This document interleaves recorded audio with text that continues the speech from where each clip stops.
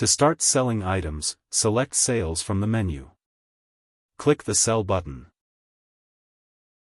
To start selling, you need to select a product. To select a product, click the Add Product button. To select a product from the list of products, open the drop-down list of items. You can select an item for sale from the full list. To quickly find an item, use the Quick Search Filter function. Enter the name of the item in the field or search for it using any of the tags you assigned to a specific item when you added it to your products. After finding an item, click the plus button to add it to your list for sale.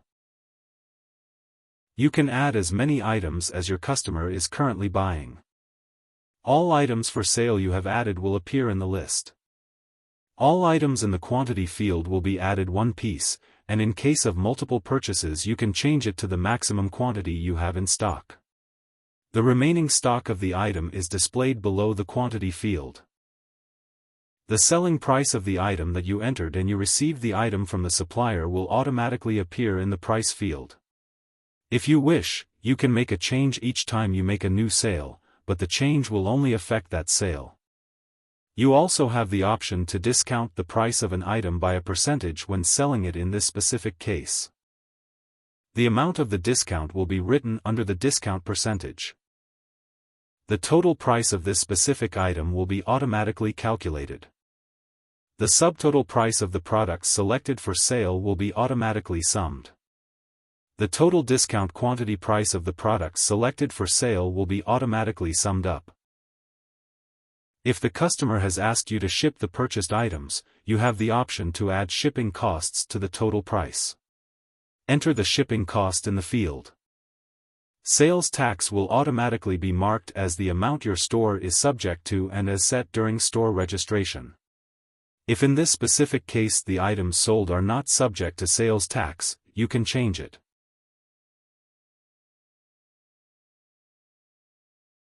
The sales tax total is reflected in the amount field. The next field displays the total amount that the customer must pay, taking into account all criteria. If you wish, you can make a note so that you can view this entry in your payment history in the future. The amount to be paid by the customer button displays the number of items and the amount the customer must pay. Click the button to make a payment. The payment field states how much the customer should pay. Enter in the field the amount the customer gave when paying.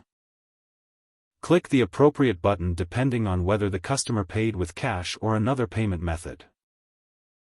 The amount of change to be refunded based on the amount paid is reflected in the field. To complete the sale, click the Complete Sale button.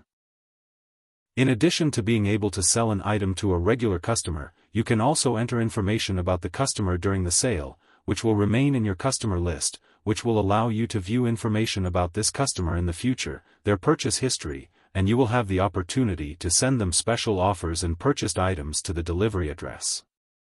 To start selling an item, click the Add Product button. Select the item from the list that your customer is going to buy. Click the plus button. If you already have a specific user added to your user list, select them from the full list of users or search using the quick filter. If a specific customer is not on your list of customers and you want to add them to your list while purchasing an item, click the More button, 3 dots. Filling out all fields is not mandatory so as not to delay the user unnecessarily. To begin with, it is sufficient to enter only the company name if the user is a company representative or the user's first and last name. If you wish, you can fill in the full information. You can also fill in additional details fields about the customer. Fill in the desired fields in the details and click the Add Customer button. If you want to give a discount to the customer, enter the percentage of discount you are giving in the field, see the total amount to be paid and the exact amount of the discount received. If the customer wants to receive the purchased item by mail, enter the amount of the delivery fee that will be added to the total amount to be paid in the end. Select the sales tax from the list. If you want, enter additional information in text. Click the Pay button. Enter the amount the customer gave you in the field. Then click the button corresponding to the payment method. Based on the amount the customer gave you, you will see in the change field how much change you should give them. Click the Complete Sale button. When you added an item to your inventory and ordered it from a supplier, you had the option to add a different price for wholesale sales alongside the selling price. Also, when you added a customer to a unified list, you had the option to pre-assign a wholesale buyer status to a specific customer or pre-assign a discount that would automatically be reflected in the selling price of the item when the customer made a purchase. To sell an item at wholesale price and select a wholesale buyer, click the Add Product button. Select the product for sale from the list. Click the button Plus. Any quantity of items can be added to a single purchase. Select the product for sale from the list. After adding items for sale, they will automatically have a retail price. Click the customer list and select the person or company from the list who purchases the selected items. Because the selected customer had been assigned wholesale buyer status by you when they were added to the list and also had been previously granted an additional 10% discount by you, the selling price of the items was automatically changed to the price you had specified when adding the item in case of wholesale sale. Also, because you had previously granted this customer a 10% discount, the discount will automatically be written in the item's price and the amount of the discount received on the specific item will be written underneath. The total price reflects the total amount of money that must be paid for a specific item, taking into account wholesale discounts and a 10% discount. To remove an item from the list of items for sale, click the Delete icon. The subtotal of product field will display the item's cost, including the wholesale price.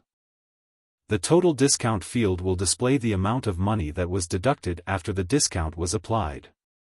If your customer would like to receive the purchased item at their address, enter the shipping cost in the field. Because wholesale purchases are not taxed, you will not be able to charge tax and this field will not be active. You can change the quantity of an item to a maximum of how many pieces you have left for sale. The remaining quantity is displayed in the bottom field. If desired, enter the desired text in the note field. Click the Pay button. In the field below the total amount to be paid by the customer, enter the amount they gave you. Choose a payment method. Click the Sell button. The overall sales list shows sales and who purchased the items. The customer field contains the buyer's first and last name if they are on the customer list. If the field is empty, the buyer is a regular and not included in the customer list. The order total shows the total amount paid for the purchase. Payment type shows the method used to make the payment. The total discount field shows the total amount of discount applied. The date and time recorded in the data field when the item was sold. To make a correction to the sale, click on the Edit icon. Make changes to the entry and click the Complete Purchase button.